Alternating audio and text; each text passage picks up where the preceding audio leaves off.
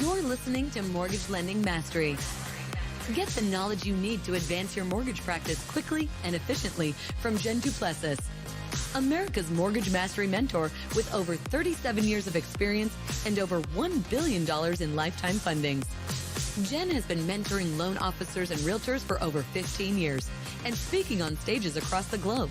So settle in and get ready as Jen and her guests share their experience, passion, and strategies to help you crack the top producer code to reach new heights in your business. And now, here's your host, Jen Du Plessis, mortgage mastery mentor and head chick in charge of Kinetic Spark Consulting.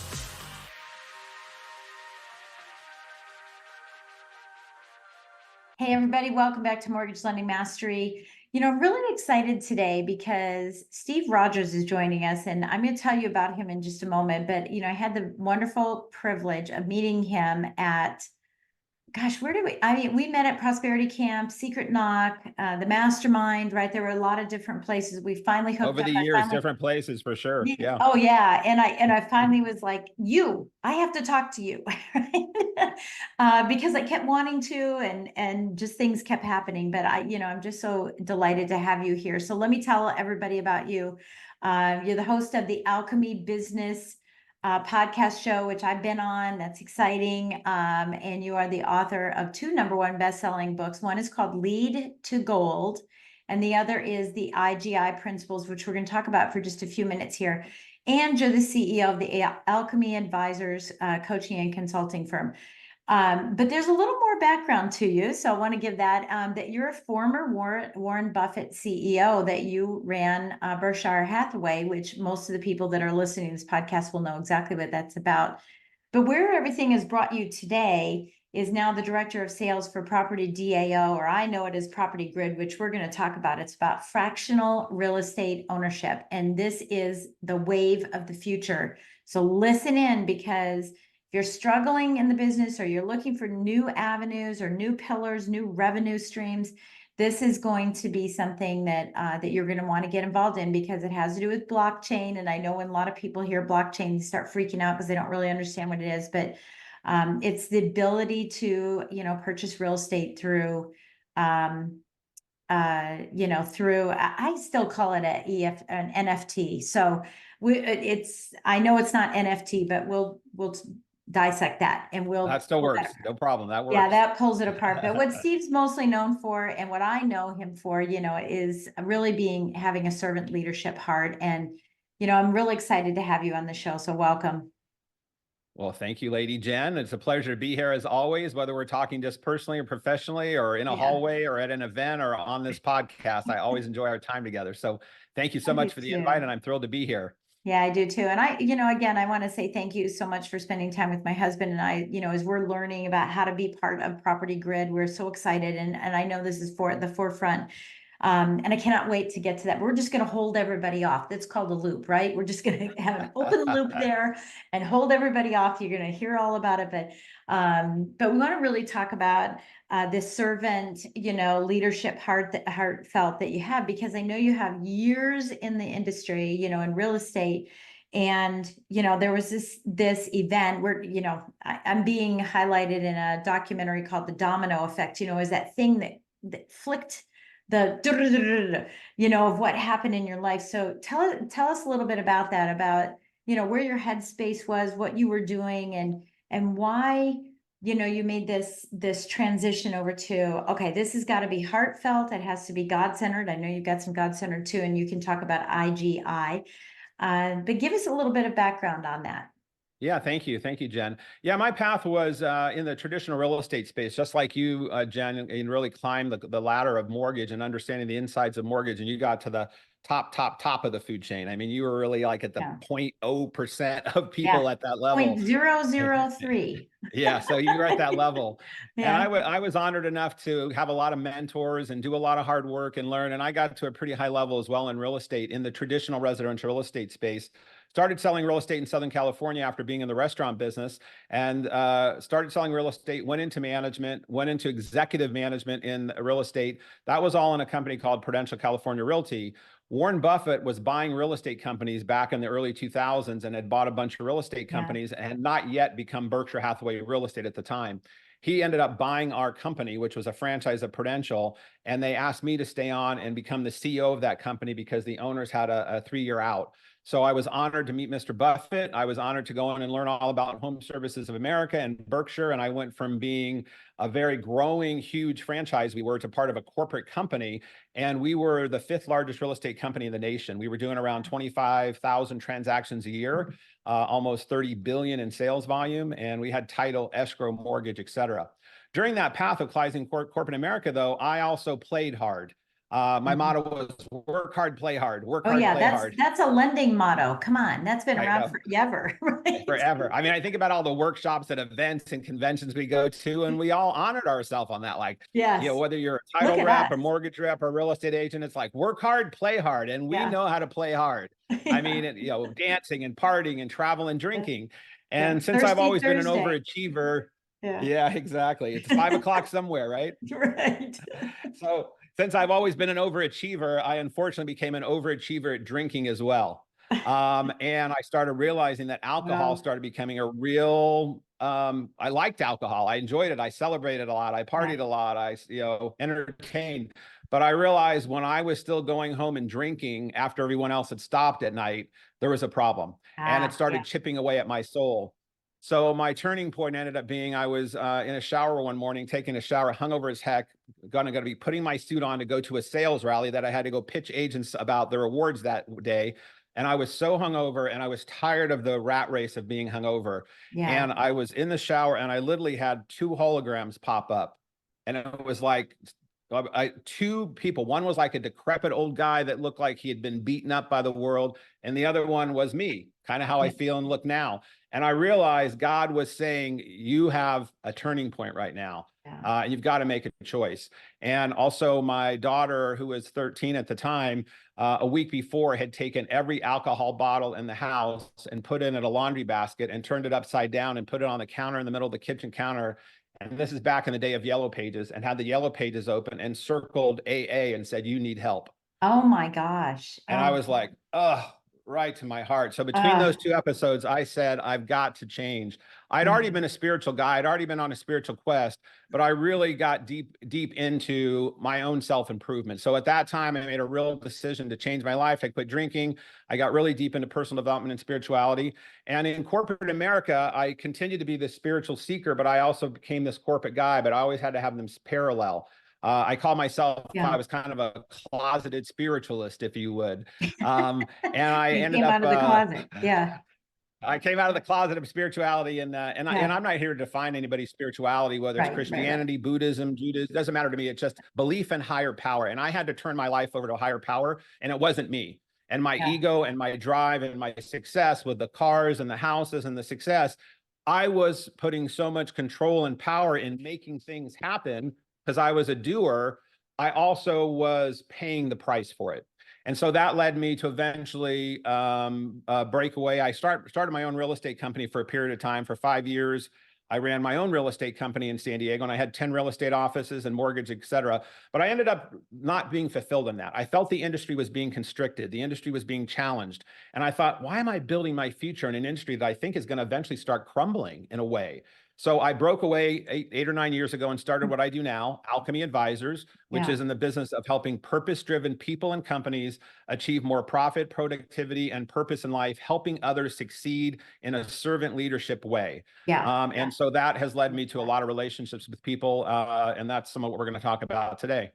Yeah, I love that. You know, and I think, and I know you're going to talk about IGI, which, you know, by the way, that was the first, in fact, is it CPC that you quoted and then Greg took? I think CP. Do you remember that? Do you know what I'm talking about? Yes. Yeah. Greg and I share a lot of stuff back and forth, but you know, I know. Well, I added another C to that one, by the way. I call it CPCC, but and I've done it on this show several times, but you know, one of the quotes that I really, really love is that, and I always do alternative first. So the quote is actually backwards from this quote, which is, fast success builds ego and slow success builds character. Mm. The actual quote is flipped, but I always do alternative first. It's a sales thing, right? I mean, Yeah, I like that. you know, that fast success builds ego and slow success builds character. And I think that, you know, in the mortgage and real estate space, you know, there's a lot of ego floating around, you know, and it stems from, you know, .com, when we came out of .com, when we have these refi booms, when we've had COVID, when we had, you know, right before the Great Recession, there was a lot of, you know, the ego, you know, the Great Short, the Yeah, Big for Short sure. rather. And, you know, so there was a lot of ego that kind of stemmed around from that. And I think that some humility is now starting to come into these industries as we struggle through, you know, this last year and a half to 2 years, you know, trying to figure out, of course, on the backside of, I had the best year ever because the Right. market gave us to us, right?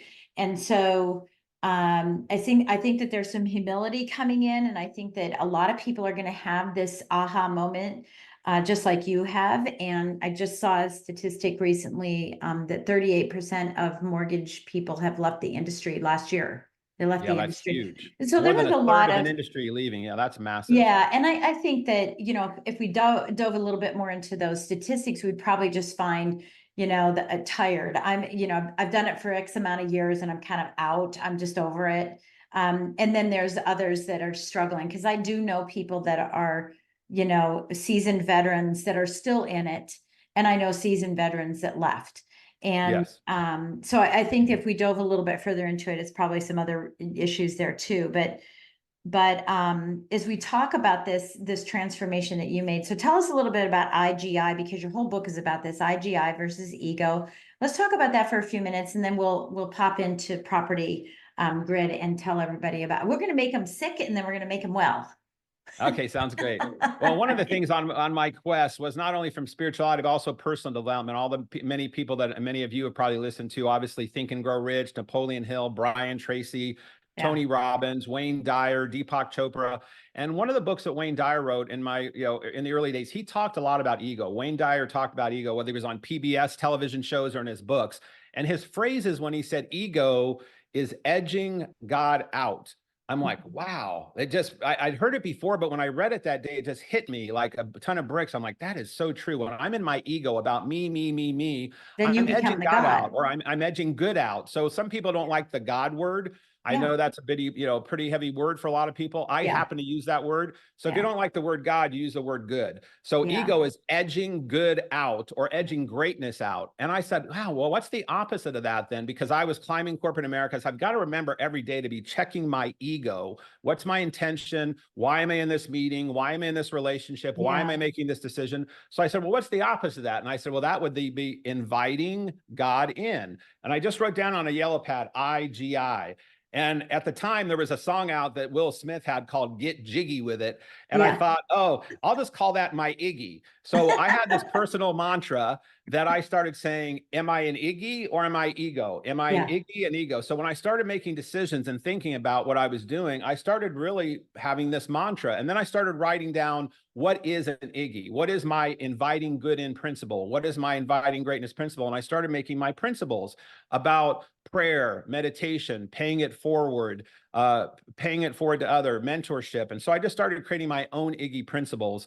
And for 10 years or so, it literally became how I changed the DNA of how I looked at every situation and every relationship. Was I inviting greatness in, or was I edging it out? And when I realized when I was inviting it in, it was when I was always being of service to someone else. Yeah. I switched from Yeah. being the corporate guy with the suit and tie that was the title. And I realized I was a servant leader. Even though I was a CEO, I was here to serve anyone that I could possibly serve by bringing higher things to their Yeah. life in business or personally. And so that shifted my consciousness. You know, when I think about ego versus Iggy, right? I think of Jeff Hoffman. He's probably the best example of Iggy that I know. I mean, he's incredible, right? Don't you think? He is Yeah. one of the biggest servant heart individuals that I know. Yes. And you know, and he's so humble about it, and it's beautiful. And I was thinking about this too, as you're, you know, putting together your Iggy list, getting Iggy with it and putting your Iggy list together, right? You mentioned prayer and, you know, meditation and things like that. For someone who's not in that, in that realm, because I mean, I know I am. Everybody who listens to this knows that I am. But what are some other things that I mean, are these principles that you live Yeah, with? they are principles, and each person has to For define that. someone to make the list, what do they need to be Exactly. thinking about? Well, I think for that is where when you feel most joy, do you find that connection? So when someone says, look, I'm not really a Christian. I'm not really a Buddhist. I don't even know if I believe in God. I'm like, okay, let's start here. Do you believe in love? Mm-hmm. Yeah. And everyone says, well, yes, I believe in love, and say, well, define love for me. Mm-hmm. And when I'm coaching or consulting people, their definition of love is their first essence of what their goal is to be in most of the time. Yeah. Whenever we're in our Happiness. deepest expression of love, whether it's with your grandkids, your partner, your lover, your spouse, your mother, your father, where you feel the most joy is where usually the purest Iggy exists. So if that's love or God, how can we spend more time there? And if we can spend more time there, that means being aware on a daily basis, just like we track and measure our sales calls, our pipelines, our prospecting. We hope so. We hope so. But when we do, we know we track and measure, we improve upon, right? Yes. So I started making for myself, what is it when I'm most joyous, when my body feels the best, when I eat right, and when I exercise? How do I feel tuned in and most centered? For me, it's prayer and meditation, and it's being of service to others. And it's also realizing that I have to be in check with my relationships internally and externally. So I literally created a scorecard called the 4Bs: body, being, bonds, and business. And then I categorized what were my priorities in those. What was my value item that I described was what I found value that brought me joy or brought me purpose in those items. And then I defined those for myself, and those started becoming my Iggy principles. And then I use that as a tracking measure system to how can I do more of those things? And that can be being in nature, that can be contributing to others, that can be reading, personal development, getting a coach, getting Being present. being present in the present moment. Exactly. So each person has to define their own, but I break everybody down and say body, being, bonds, and business. All life Bonds and relationships. Yeah, I love that. I love that so much.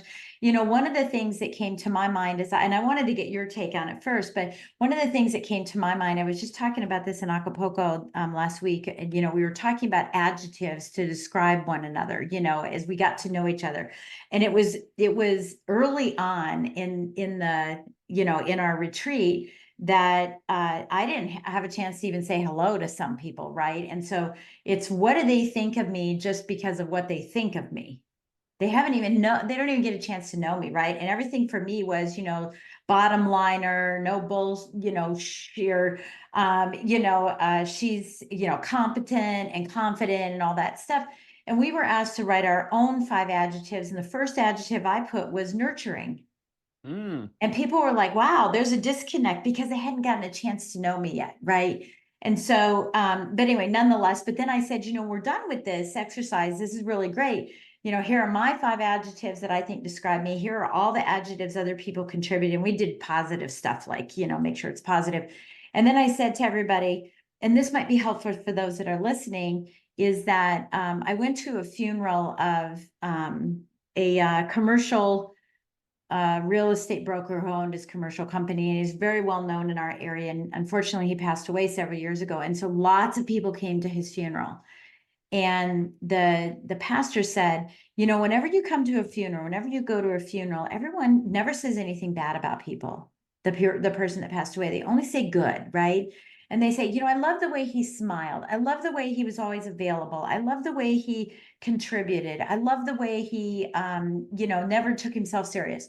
Whatever it is that when you go to the funeral and you've got that this is the thing I loved about this person, that can become your principle.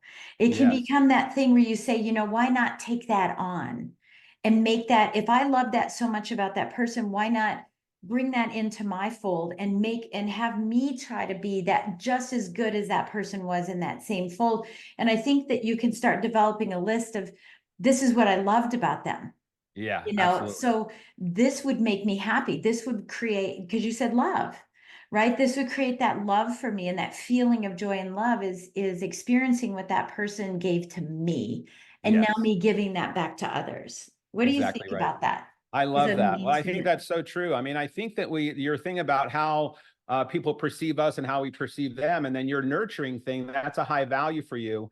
And when that's a high value for you, then also realizing what can we do to help even make that more aware to people in the shortest period of time, that they experience that through our words, our efforts. I do look at you as a nurturing person, because I always look at you as giving, contributing, moving things forward, and including people. Anytime you include people, that's a nurturing thing, because it's giving back. So, but I think your thing about what we want people to, writing your own obituary.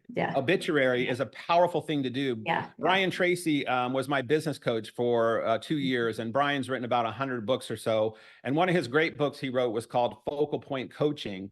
And it wasn't necessarily about a coach, but it has you create your 20-year legacy, and what 20 years from now you'll be doing in all these different categories: mentally, physically, emotionally, spiritually, romance, community, etc. Business, and when I was in my late 20s, I mapped out that. And at the time I was like 26 or 27, and I was mapping out, and I'm like, oh my God, what am I gonna be doing when I'm 47? Well, I've now well past 47, right? But I was mapping out at 20, what 20 years from now I wanted to project as to how I wanted to be described, but more importantly, how I envisioned the story of my life unfolding. And then I realized I had to start doing the task and efforts to then create that as a reality. If it didn't already exist. Because what happens is we have this vision in our mind about who we think we are, what we want to create, and then we have our reality of our life where we're at. In between there, if we don't have a plan, is stress, strife, and overwhelm. And hope. That's the space in between. And hope. Right? Hope and dreams. Exactly. But the planning and strategy of articulating that brings that down into a clarity. And then and as Paulo Coelho says in The Alchemist, once your mind is made up, the universe conspires towards your success. And then all of a sudden you start doing things that start attracting like people. Your efforts, you start more aware of them. Your language, where you spend time, how you sit, where you spend your meditation or walking in nature time. So the stuff you're talking about is figure out what it is you want and who you want to be. And are you that already? And if you are, wonderful. How can you share more of that with the world? And at the end of the day, everything comes down to love and fear for me. I'm either in fear or I'm in love. And that's not the first time people have heard that. But if you break down all things in life, if you think about that, when you think about us, of those two powerful emotions, am I fearful of change in the market? Am I fearful that's happening in lawsuits? Am I fearful the industry's changing? Am I fearful in my relationship? Or I'm in a loving way, which means I'm accepting. I don't have to have all the answers, but I love that life is always changing, and I get to be a part of it. That changes how you see fear, and then you use fear as fuel versus fear. Well, and definitely in real estate and mortgage lending, I mean, if you don't like change, you're in the wrong business, because it's inevitable. No doubt. But one of the things I heard from one of my podcast guests for a different podcast that I have is, she said there are gifts in shifts. And I have just taken that on and carried it as a big torch for myself, and the more that I think about it and the more that I talk about it with others, is wow, I can see all the positive in what shifts happen. And so let's talk about that. Let's use that as our springboard into, we've gone through a shift. There's definitely a shift here. There's a new shift happening, obviously, on the real estate side as well. So it just continues to bubble, everything continues to bubble up. But what are some of the gifts that we're going to start seeing in the shifts that we're experiencing right now? Yeah, that's a great question. Well, I think that lumps back to that the root of that for me is you cannot have massive quantum leap change or transformation or evolution without pain. Pain you got to go through the steps. You have to. Exactly. And pain, and we normally as humans do not want pain. But what I've found in mentally, physically, emotionally, careers, personal, is without pain that is processed into purpose, there's not, like you said, about character and meaning that happens. So right now there's some pain points in the industry. Rates changing dramatically, shifted what was happening in the world. Refis were going through the roof. People were making tons of money. Houses were selling. And you and I have been in the business long enough to know these cycles happen continually. If you can keep your joy meter consistent, regardless of what's happening in the market, because you're not attached to that, you're still finding joy in the dips and the pain and the pleasure.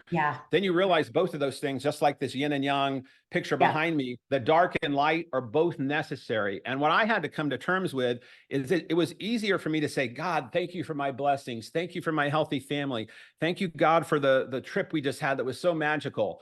when I got to the point that started thanking God when I almost died, thanking God when my father passed away, thanking God when my grandson got Duchenne's muscular dystrophy and has a life-threatening disease, when I found ways to say, thank you, universe, for that after I processed the fear and pain, because I knew those are where the greatest, biggest gifts come.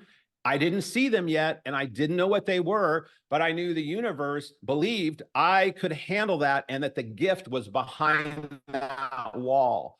Yeah. And breaking through resistance and pain is the price we pay for the dream we say we want. Yeah. So Ooh, yeah. anybody out there that has big dreams, anybody out there that has big goals, you have them, you get momentum, and then you're going to have pain, you're going to have blocks, you're going to have resistance. It's part of the formula. So breaking through resistance and pain is the price we pay for the dream we say we want. And if you can do it, boom, all things are possible beyond that, including changing mortgage industry, including lawsuits on the real estate space. And from that comes great opportunity, because you can't have massive change without creating massive opportunity. Things do get taken away.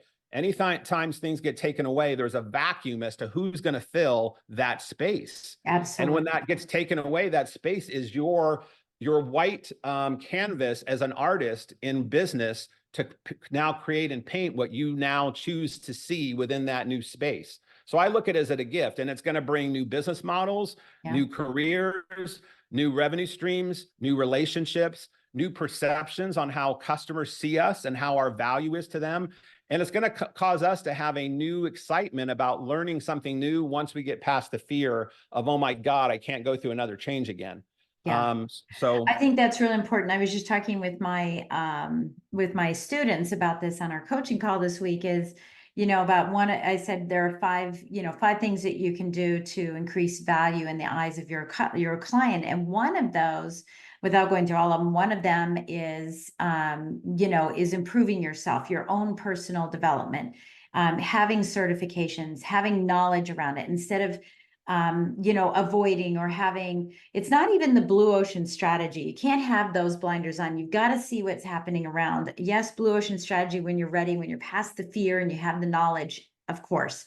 But while you're in there, you've got to take those blinders off and not say, oh, I don't care what's happening there and I don't want to learn it. And I don't really, it's going to go away and I don't care. You really do have to pull it in so that you understand how you can guide your clients. And that is the value that you have, and having that arsenal of resources and knowledge behind everything that you're experiencing. So I think that that's, really super important. So, okay. So let's talk about property grid. Okay. And kind of move forward with that. Well, yeah, I think the property grid thing is a great topic to roll right into there, Jen. Thanks for bringing that up. Yeah. So I was really excited when I heard about this. I've been exposed to a lot of, I keep saying EFT, by the way. So if I say EFT as you're listening to this, it's not electronic funds transfer. I've been exposed to a lot of NFT, a metaverse,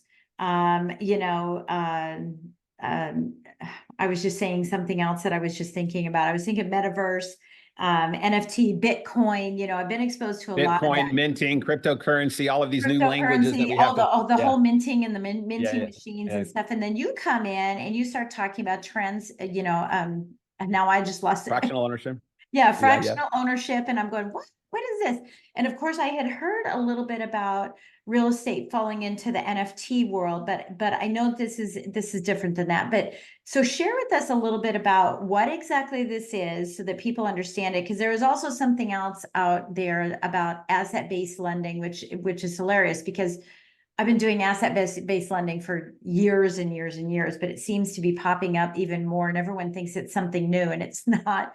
But so tell us what fractional ownership of real estate really is and looks like from your perspective, and explain to us like we're 5-year-olds, because this is something very new and different. It's new for everybody. It's the whole world, not just for you and me. It's for everybody. It's new for sure.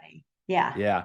Well, this is as I mentioned on the previous segment, is my consulting company, Alchemy Advisors, over the last 7-8 years has consulted various things, real estate, finance, tech, et cetera. So I periodically have products that come across my desk and someone's referring somebody. So about 2 years ago, someone reached out that I knew and said, hey, I want you to talk to this company who would be looking for a consultant to help on doing something called Property DAO. And at the time I was studying Taoism because I study a lot of religions. I'm like, property Tao, is this like property Taoism? And they're like, no, not that kind of Taoism. It's a Tao, decentralized autonomous organization. I go, what the hell is that? So I was a novice as well. So what I quickly found out is that in the world of blockchain, that is the infrastructure that's basically the real railroad tracks that keeps everything safe within the cryptocurrency world. Right. Blockchain's been around for a long while, but if you think about blockchain of just kind of being like a safety deposit box in a bank that's so secure, but it's like a ledger on the internet that is so secure that it's done in blocks. And once it's in a block and something's put in that block, it can never be changed. And so that allows things to be transacted or sold. And so cryptocurrency, when cryptocurrency and blockchain, and Bitcoin started happening, blockchain is the foundation which all these Ethereums and different things are built on. I'm not a crypto guy. I'm not a crypto expert. I have a little bit of cryptocurrency and I know about it, but it's not my field. So when they brought it to me and they said, hey, we're creating a platform that is Zillow with a buy button, allowing people to buy and sell property fractionally online on the blockchain platform using Web3, AI, and neural networks, and being able to speed up the process. And I'm like, what are you talking about? So I was that same guy. So fast forward 2 years from now, now where we are, I went from being a consultant and advisor of helping this new tech startup company, which is called Property DAO. And their first product that they're launching is called Property Grid. Property Grid is Zillow with a buy button, basically, where just like you, if you're a buyer and you're going on to look for properties on homes.com or Truly or Zillow, you look and you search for properties. You typically then will click and you go contact the agent, you set up showings, you make an offer, you open up a DocuSign to a buyer seller. If it's accepted, you open up escrow, all your stuff happens in all the different platforms. Mortgage has its platform, title has its platform.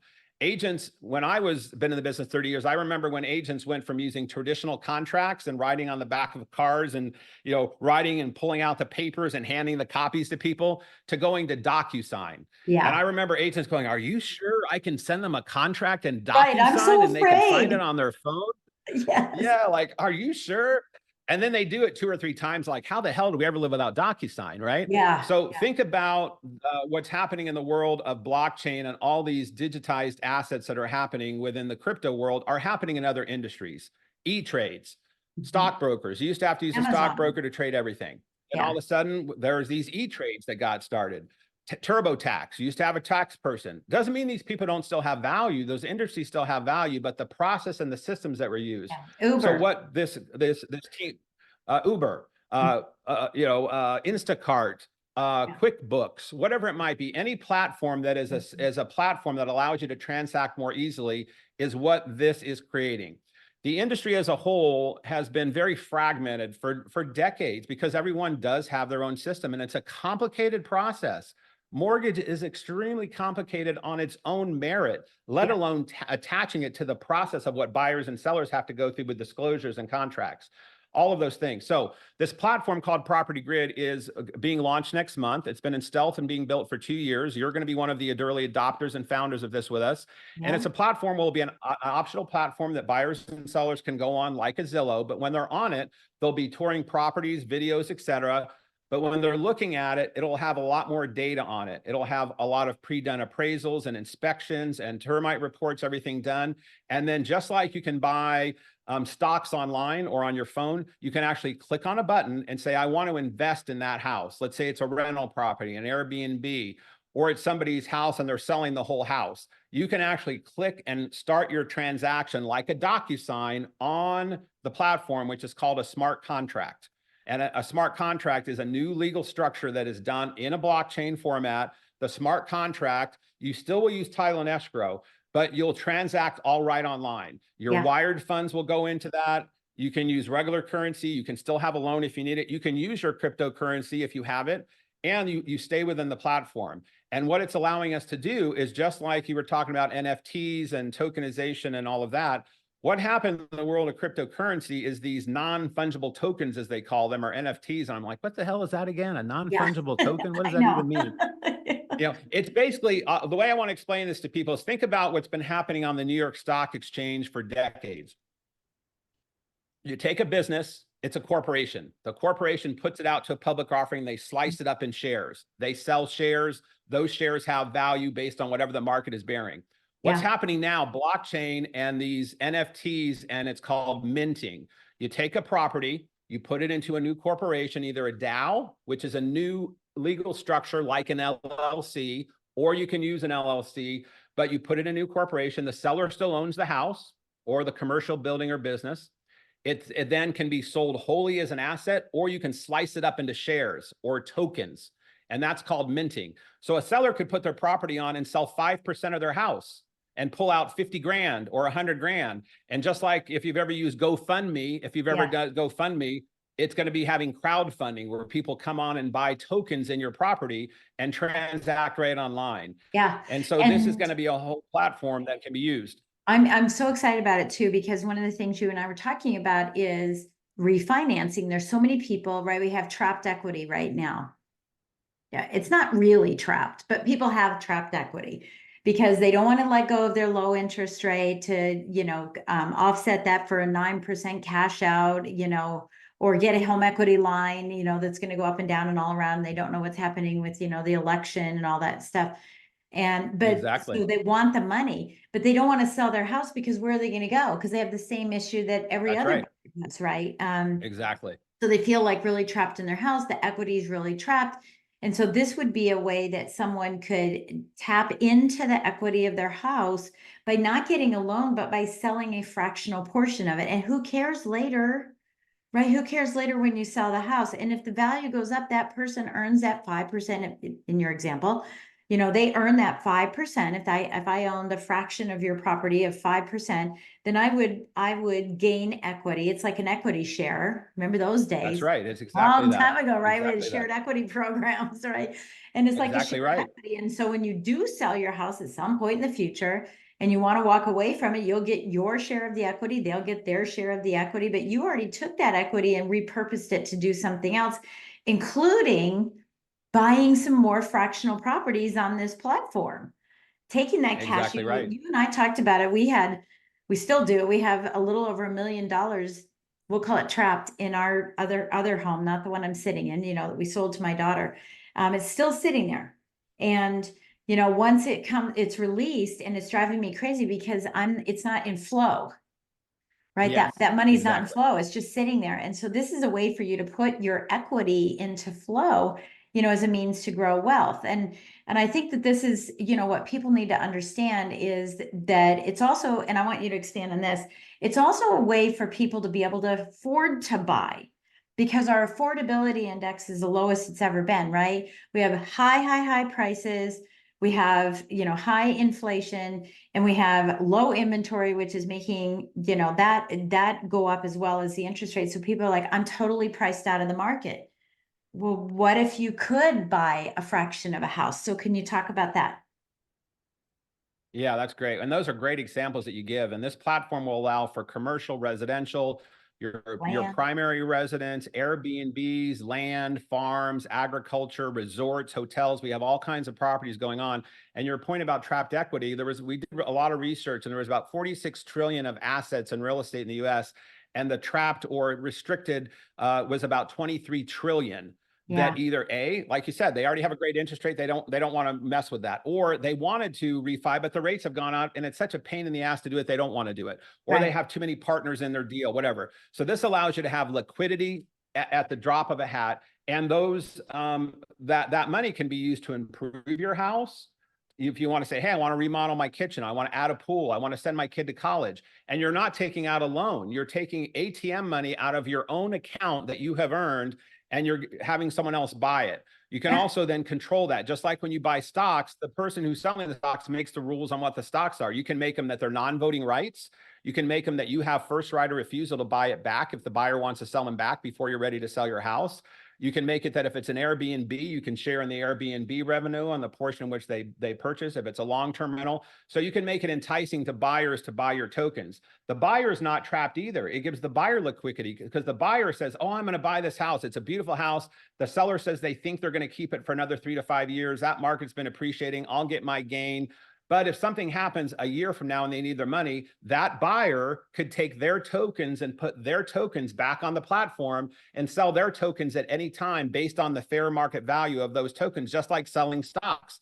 the seller could choose to buy them back. So it allows everybody to have liquidity, and it allows also legacy revenue. This does not exist right now. We also offer on the platform, from a legal standpoint, not a RESPA violation. We share in our tech downline revenue that every time that transaction happens in the future on that house, the seller gets a piece of our revenue indefinitely. So you're creating multiple streams of revenue. And so it gives buyers and sellers a lot of choices. Oh, a lot. I mean, just say you could just go and fractionally buy a whole bunch of everything, and have a little bit of everything.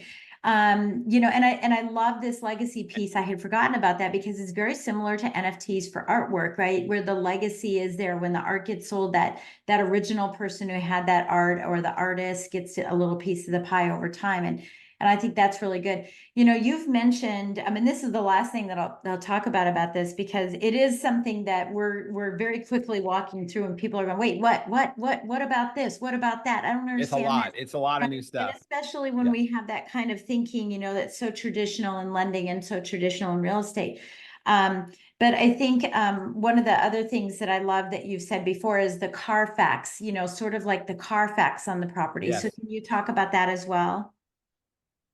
Yeah, absolutely. Well, your points about this allows buyers to get in for as little as $1,000 or $5,000 to get started. It's great. And then we also have a lot of other pieces. So we have about 4 or 5 different rollouts that are happening over the next 6 to 12 months. The first is the platform, like a Zillow with a buy button.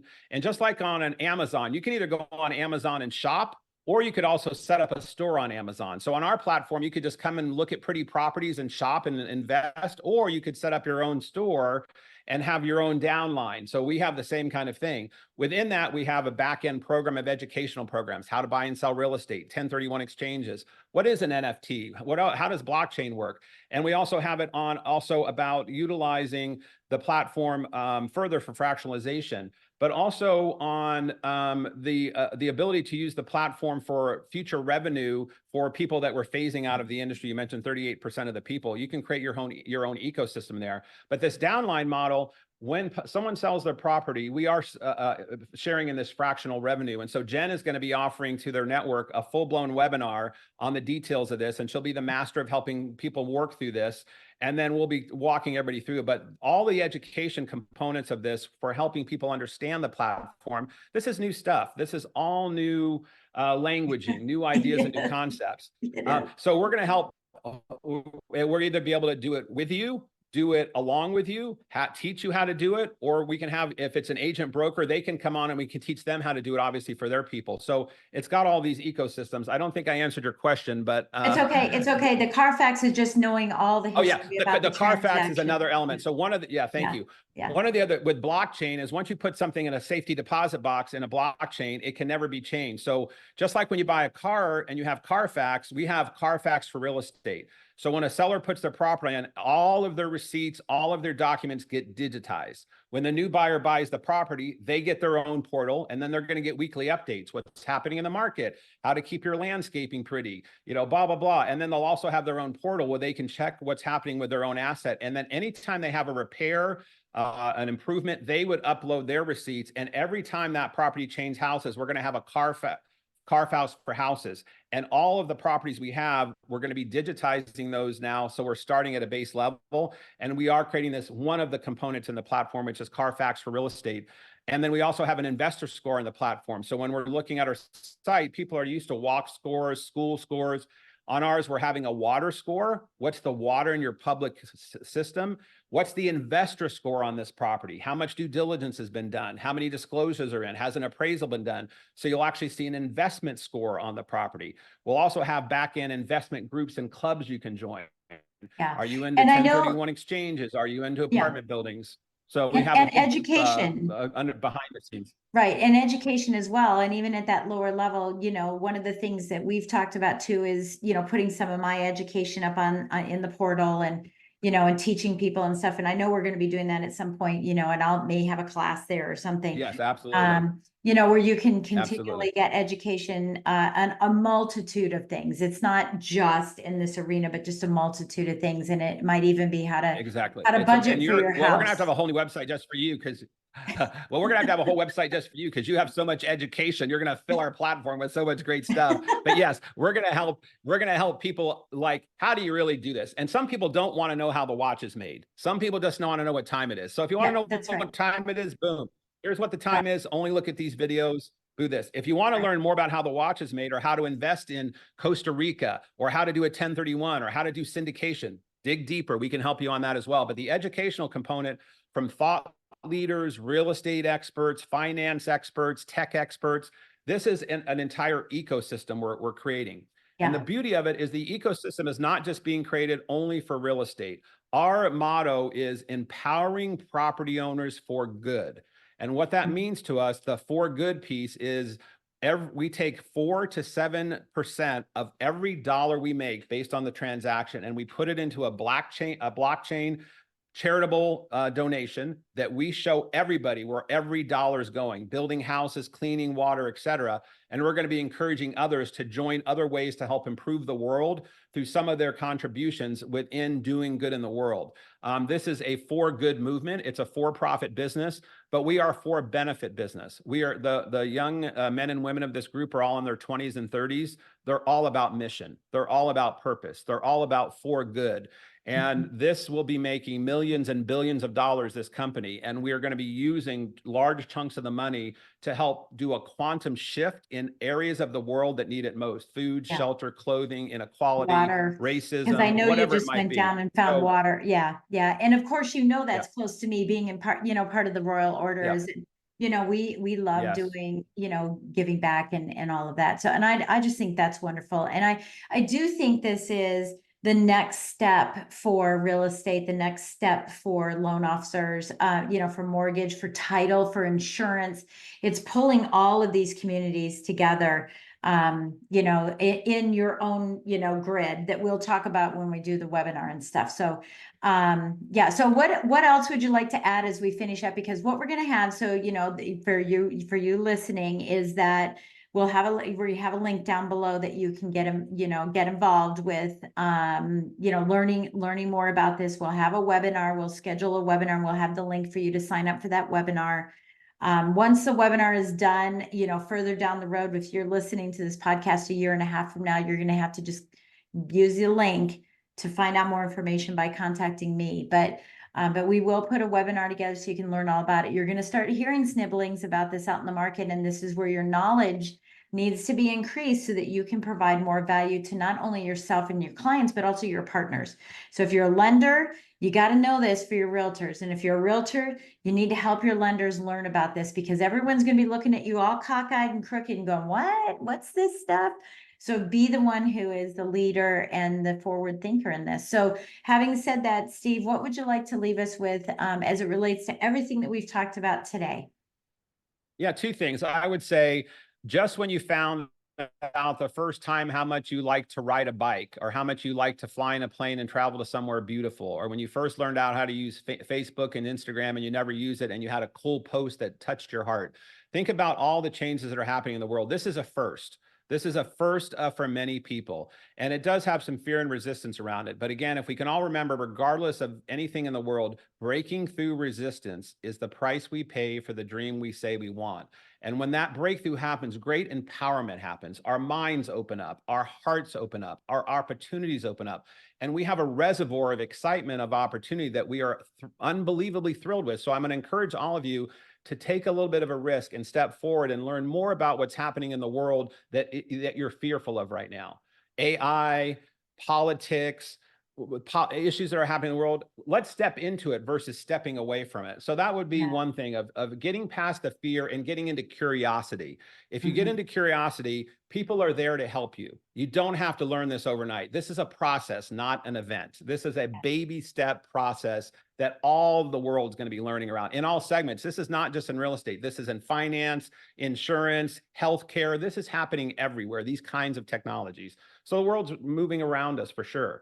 And the other thing I'd leave us with is on an Iggy thing is one of the most powerful things that I remind myself all the time of all the principles I've learned of anything in the world about making money, climbing a corporate ladder, starting a business, closing a business, raising capital. The most important thing I've ever learned is about reminding myself about forgiveness and the power of forgiveness. So I challenge everyone on the call today to take a deep breath and think inside of your deepest heart, who in the world right now is the number one person that you need to find to forgive, that's challenged your heart more than any other person in the world? And who in the world do you believe might be the person that needs to forgive you for something? Even if you don't think they have a right that you should be asking, being forgiveness. So that power of forgiveness for me, when I seek that all the time, who do I need to forgive and who do I need to ask for forgiveness from, even though I don't know that I should ask for it? Those two things change my direction all the time, every day, all day. It opens up freedom, power, insights, and we don't even realize when we're stuck in the world and we think our business isn't flowing or our relationship isn't working or we're not getting all this stuff in flow. I have found that thing about forgiveness ultimately always immediately unlocks things that are gifts that come very quickly. So I would leave everyone with that. That's beautiful. Wow. Wow. Yeah. And, you know, I'm Catholic, so I go to confession for forgiveness. And I know how it feels, right? It's such a releasing thing. And that's the reason why it's there, you know, is to release everybody around us. And imagine, you know, you're doing it yourself, but imagine if everybody did it, you know, how powerful it could be. So I think that's super powerful. I love that, Steve. Thank you so much. And we'll have a link for everybody to get in touch with you as well.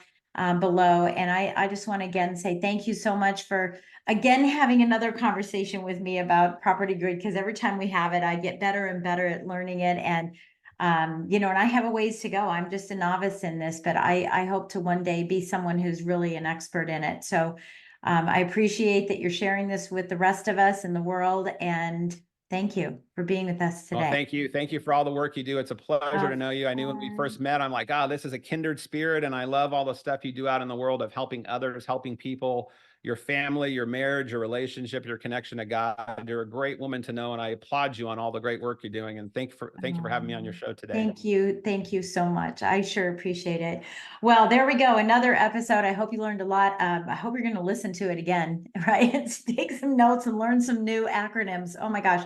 You know, we have so many acronyms and everything that we do, but I know. I know. I'm so excited about it. But, you know, I want to say thank you so much for taking time to listen in today. I know that you're really busy. I know that you have things going on. We really appreciate that. You know, and please take a moment to give us a great 5-star rating and put something in the comments about what you learned from Steve and how excited you are to perhaps, you know, pursue this and really focusing on ego versus Iggy, if that's the space that you're in, you know, so a little mindset, a little mechanics, because this is what creates some momentum in the world. And last but not least, do us a favor and head on over to YouTube and subscribe to our YouTube channel as well, where you can not only watch us, but, you know, you're listening to us, but watch us too, and learn more about what we have in there in the playlist. So thank you again, and we'll catch you next time on Mortgage Lending Mastery. Bye, everybody. Thank you. Thanks for listening to Mortgage Lending Mastery. Be sure to subscribe to hear more sales tips, ideas, strategies, and tactics to help you with your personal and professional growth to multiply your results in record time. And if you like what we're doing, don't forget to give us a rating and review so we can continue to bring you the best content possible. Wanting more beyond the podcast? Join our Mortgage Lending Mastery membership community, where you will find extended interviews with our favorite guests, weekly training, tips, and insider secrets, fireside chats with Jen, free content, meet, share, and collaborate with other members, and so much more. Click the link in the show notes to learn more about this exclusive content. Mortgage Lending Mastery is an Industry Syndicate charter podcast. Industry Syndicate is the first podcast network specifically for the mortgage and real estate industries. Get the Industry Syndicate app in the App Store or Google Play today.